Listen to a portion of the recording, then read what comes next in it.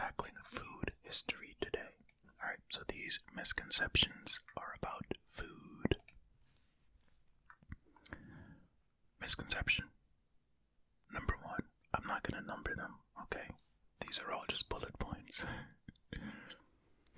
Fortune cookies are not found in Chinese cuisine, despite their ubiquity in Chinese restaurants in the United States and other Western countries. They were invented in Japan and introduced to the US by the Japanese. In China, they are considered American and are rare. If you don't know what fortune cookies are, here they are. This is also them. A fortune cookie is a crisp and sugary cookie usually made from flour, sugar, vanilla, and sesame seed oil with a piece of paper inside. A fortune, usually an aphorism or a vague prophecy. The message inside may also include a Chinese phrase with a translation or a list of lucky numbers. Yeah, this is a fortune cookie. You know, I always heard that fortune cookies weren't Chinese, but that they were invented somewhere in America. But turns out they were invented in Japan and introduced to America. So that's probably why I heard that they were American, because the Chinese consider them American. So, there you have it. There you have it.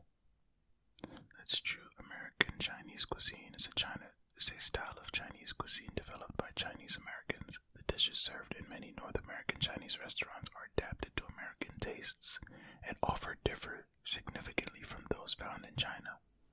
Huh. Interesting. So whatever you're eating in America in a Chinese restaurant differs significantly from what they actually eat in China, even if it's being cooked by Chinese Americans. Let's see here. Chinese cuisine. Okay, this is an important part of Chinese culture and includes cuisines originating from the diverse regions of China as well as from overseas. Chinese who have settled in other parts of the world because of the Chinese diaspora. The historical power of the country. Chinese cuisine has influenced, I don't know, I'm guessing it's going to say every part of the world. Yeah, that was just some extra information about Chinese cuisine. If you're not watching the video, you don't know what I'm talking about, but there are links. And if you hover over the links, it will give you some more information. So I just read the more information, you know. Okay, alright, let's continue. Spices were not used to mask the flavor of rotting meat before refrigeration. Spices were an expensive luxury item. Those who could afford them could afford good meat. And there are no contemporaneous documents calling for spices to disguise the taste of bad meat. Huh. Okay, so I guess it was a thing that people thought that people used spices to help mask bad meat. But 'tis not true. If you don't know what spices are, a spice is a seed, fruit, root, bark, or other plant substance primarily used for flavoring or coloring food. Spices are distinguished from herbs, which are the leaves, flowers, or stems of plants used for flavoring or as a garnish. Spices are sometimes used in medicine, religious rituals, cosmetics, or perfume. You know, I love this list because it gives you so much more information, so much extra information to add to each misconception, or dare I say it, fact that we read. It's pretty cool. Jerem, once again, thank you. Alright, let's keep it going. Steak tartare was not invented by Monk tenderized meat under their saddles. Okay, so this was a thing. I had no clue. Okay, if you don't know what steak tartare is, well, steak tartare is a meat dish made from raw ground beef or horse meat. Oh, that I did not know, that it could be made from horse meat. It is usually served with onions, capers, pepper. Okay, I saw a video about pronouncing this word. Worcestershire. Sauce and other seasonings, often presented to the diner separately to be added for taste. It is often served with a raw egg yolk on top of the dish.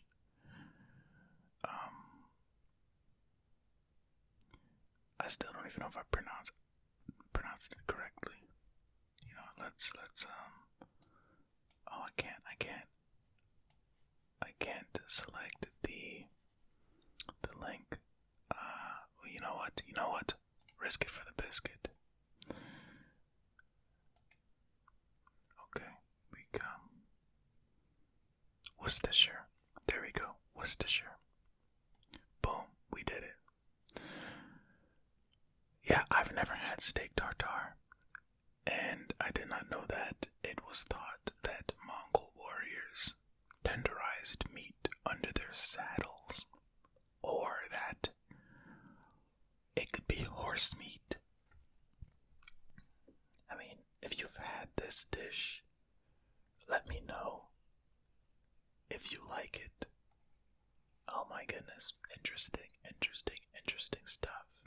Alright, moving on to the next one. Whipped cream was not invented by Francois Vatel at the Chateau de Chantilly in 1671. The recipe is attested at least a century earlier in Italy, but the name crème chantilly only in the 19th century. Yeah, I had no clue who invented whipped cream. No clue. So this is news to me. If you don't know what whipped cream is, it is a liquid, heavy cream that is whipped by a whisk or mixer until it is light and fluffy and holds its shape, or by the expansion of dissolved gas, forming a firm colloid. It is often sweetened, typically with white sugar and sometimes flavored with vanilla. Yeah, that's a whipped cream for you. And also, if you don't know who Francois is, Francois Vatel was the majordomo, I don't know, of Nicolas Fouquet and Prince Louis II de Bourbon-Condé. Oh my, I'm butchering these things. Oh my goodness. And the Chateau de Chantilly is a historic French chateau located in the town of Chantilly,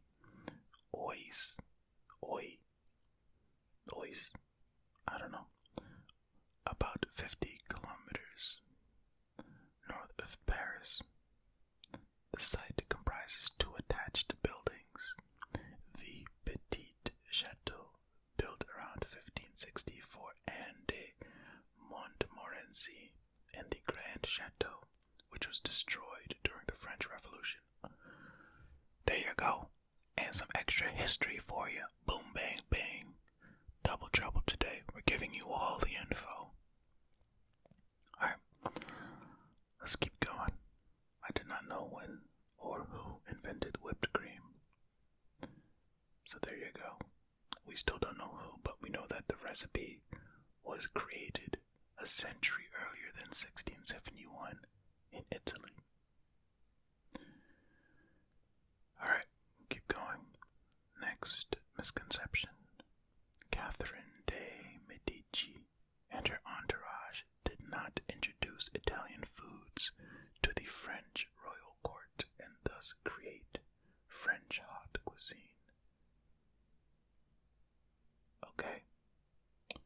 again, another thing that I had no clue whether it happened or did not. So, I mean, if you thought that Catherine did indeed do this, well, now you know that she did it. But let's find out who Catherine. Did I say Catherine just now? Catherine de Medici was an Italian noblewoman. She also was queen consort of France from 1547 until 1559 by marriage to King Henry II, and mother of Kings Francis II, Charles IX, and Henry III.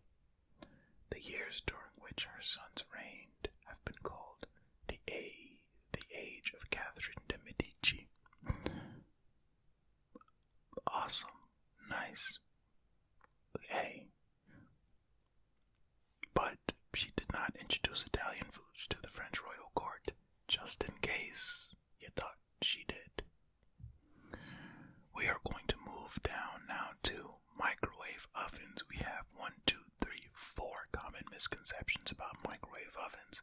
Who'd have thunk it? Microwave ovens have you all confused out there? Well, I'm sure I'm confused too. Let's find out about the magic of microwave ovens. I should stop leaving in all my mistakes, huh? Nah, it makes it more natural, more honest, more relatable. I don't know if it's any of those things to you all, but it's funny to me. So I leave. Okay. To be fair, I don't leave every mistake in. If I say something that's not salvageable at all, I'll take it out. A little peek behind the curtain, if you will. Okay, microwave ovens. We are right here at this heading, if you're following along on screen.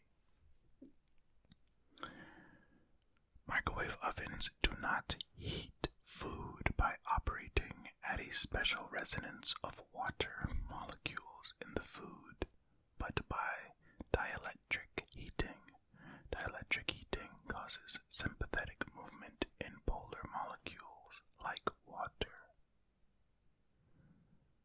Okay, well, I didn't think it was a special resonance of water molecules, but if you don't know what microwave ovens are, let's start there actually. Let's read about microwave ovens.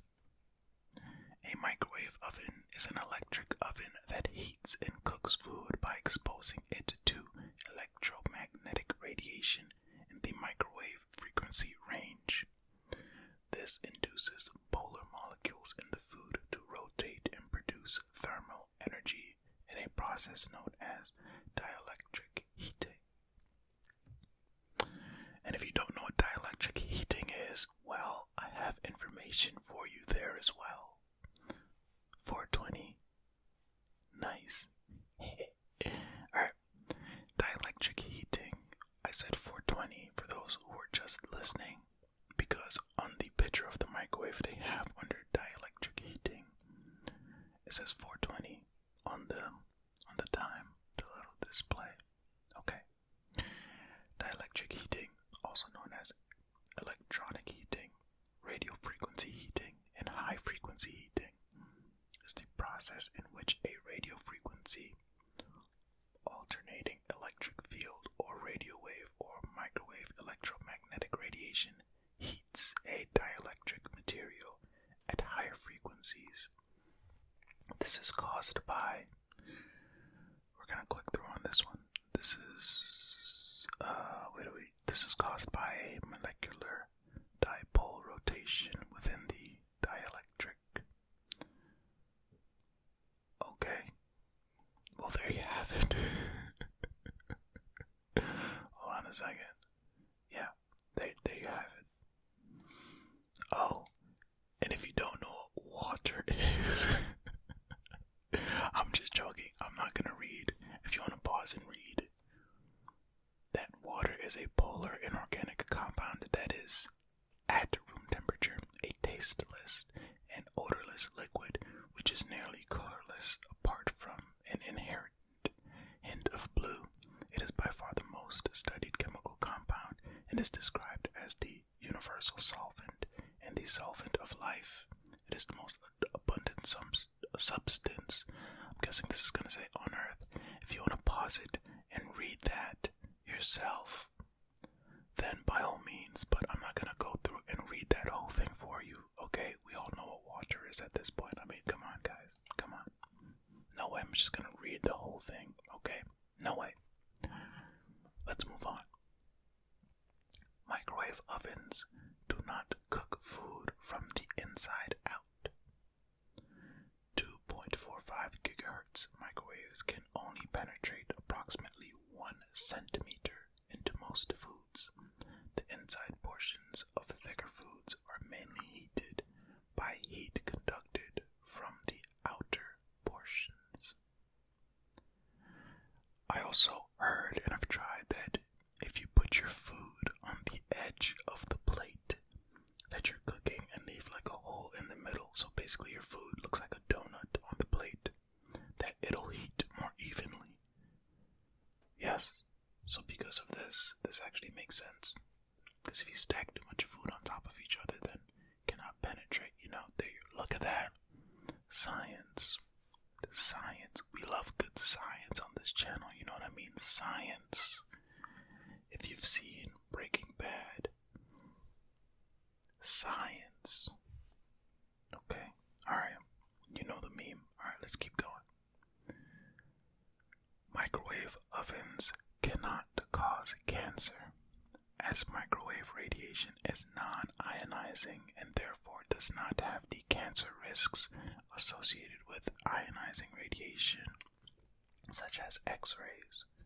No studies have found that microwave radiation causes cancer, even with exposure levels far greater than normal radiation leakage. This, I do know, is a common misconception that I've heard for I don't know how long. They would always say, don't stand in front of the microwave or else you're gonna die, you're gonna get cancer, your nose is gonna fall off, something silly. And that's not the case. I actually know somebody, right? We're not like super close or anything, but they told me this. They unplug their microwave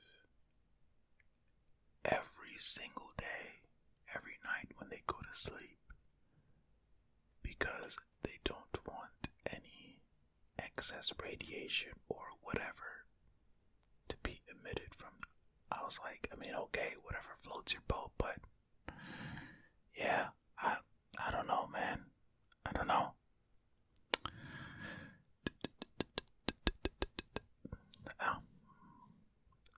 Hey, good. Hey, like, whatever floats your boat, man. Whatever floats your boat.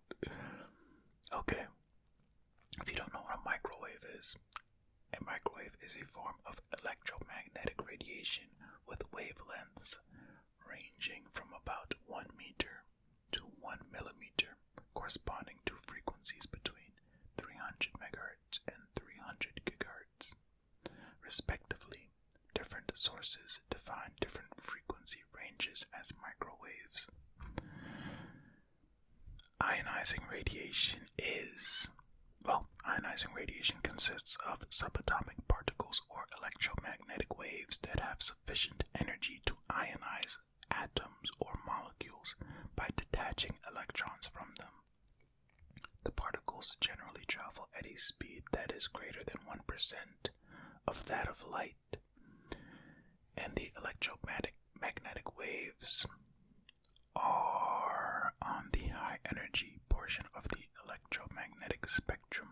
Okay, and lastly, if you don't know what X-rays are, an X-ray, or much less commonly X-radiation, I immediately thought of X-Men. Okay, I'm sorry.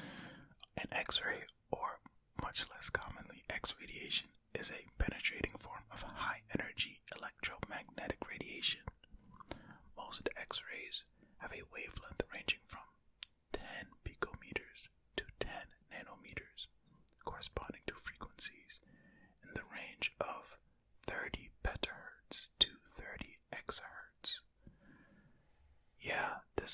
I don't know this about not microwaves, about X-rays at all. Interesting. And energies in the range of 124 eV. What's eV? Oh, electron volt. To 124 keV. Okay, keV is still just an electron volt. Okay, cool. X-ray wavelengths are shorter than those of UV rays and typically longer than those of gamma rays. Nice. Look at that. Look at that. Alright, the last fact about microwave ovens. Oh, the last misconception. I mean, same difference. Looking into a microwave oven does not damage the eyes. Any heat or radiation that could harm the eyes is contained within the oven. See, you can stare at a microwave all you want and watch your food spin around. No harm will be done, okay? Nice. No humans were harmed in the reading of these common misconceptions. We're going to move on to our last heading for today, which is film and television. We have 1, 2, 3 common misconceptions in the film and television section. Okay, so let us get into it. Actor Ronald Reagan was never seriously considered for the role of Rick Blaine in the 1942 film classic Casablanca, eventually played by Humphrey Bogart. This belief came from an early studio press release announcing the film's production that used his name to generate interest in the film. But by the time it had come out, Warner Brothers knew that Reagan was unavailable for any roles in the foreseeable future, since he was no longer able to defer his entry into military service. Studio records show that producer Hal B. Wallace had always wanted Bogart for the part. Well, this is interesting for those of you who know that Ronald Reagan, well, you know what, let me just read about Ronald Reagan for you, okay? Ronald Wilson Reagan, was an American politician who served as the 40th President of the United States from 1981 to 1989, a member of the Republican Party. He previously served as the 33rd Governor of California from 1967 to 1975 after a career as a Hollywood actor. Hollywood actor and union leader. Also, he did very terrible things. We're not going to get into Ronald Reagan in this video, but you know what? This is Ronald Reagan's page here. He,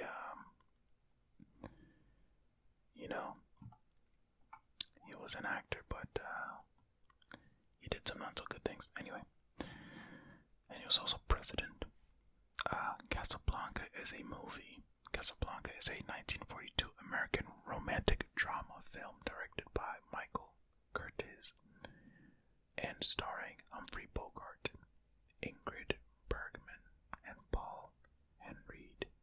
Filmed and set during World War II, it focuses on an American expatriate, Bogart, who must choose his love. I've never seen Casablanca, sue me. Who must choose his love for a woman or helping her and her husband, a Czech resistance leader, escape from the Vichy-controlled city of Casablanca to continue his fight against the Germans. Was it? Yeah, his. Okay. Humphrey Bogart, actor of course. Humphrey DeForest Bogart, nicknamed Bogey, was an American film and stage actor. His performances in classical Hollywood cinema films made him an American cultural icon. In 1999, the American Film Institute selected Bogart as the greatest male star of classic American cinema. Did I get it right? Yes, I got it. Nice. And Warner Brothers, the company that produced this, is an American diversified multinational mass media and entertainment conglomerate headquartered at the Warner Brothers Studios complex in Burbank, California, and a subsidiary of AT&T's Warner Media through its Studios and Networks division. Yep. And the producer, Hal B. Wallace, was an American film producer. He is best known for producing Casablanca, The Adventures of Robin Hood, and True Grit, along with many other major films for Warner Brothers, featuring such films. Stars as Humphrey Bogart, John Wayne, and I'm not clicking through to read the rest. That's just me reading all of these links here to add a little more information to the misconception that Ronald Reagan was seriously considered for the role of Rick Blaine in the 1942 film classic Casablanca.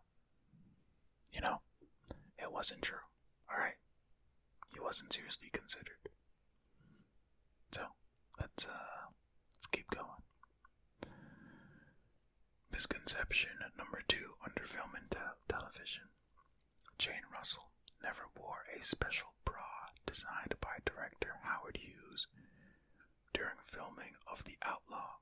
She said the ridiculous contraption hurt so much I never wore it in The Outlaw, and he never knew. He wasn't going to take my clothes off to check if I had it on. I just told him I did. Okay. Is this something that people thought? Was this a huge thing? I don't know. If you don't know who Jane Russell is, then Ernestine Jane Geraldine Russell was an American actress, singer, and model. She is known as one of Hollywood's leading sex symbols in the 1940s and 1950s. And there is a picture of Jane Russell right here.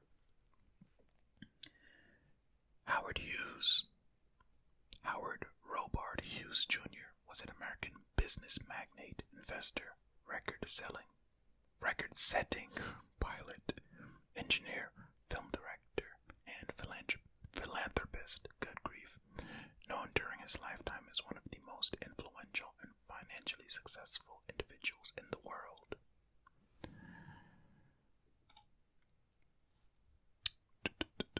He first became prominent as a film producer and then as an important figure in the aviation industry. Later in life, he became known for his eccentric behavior and reclusive lifestyle, oddities that were caused in part by his worsening obsessive-compulsive disorder, chronic pain from a near-fatal plane crash, and increasing deafness. I did not know this last bit about Howard Hughes. Okay, he was becoming deaf. Wow. And the film The Outlaw. The Outlaw is a 1943 American Western film directed by Howard Hughes and starring Jack Butel, Jane Russell, Thomas Mitchell, and Walter Huston. Hughes also produced the film, while Howard Hawks served as an uncredited co-director. The film is notable as Russell's breakthrough role. Jane Russell. And she did not wear that bra. I mean, okay. I had no idea. If The Outlaw is your favorite movie and you heard that Jane Russell had to wear this ridiculous contraption, as she put it, then know that she didn't actually wear it. There you have it. Alright. The last misconception for this video, and the last misconception under the film and television subheading. Divine was not transgender, did not identify as female, and did not wear women's clothing in day-to-day life.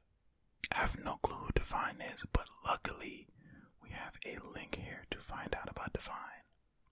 Harris Glenn Milstead, better known by his stage name Divine, was an American actor, singer, and drag queen, closely associated with the independent filmmaker John Waters. Divine was a character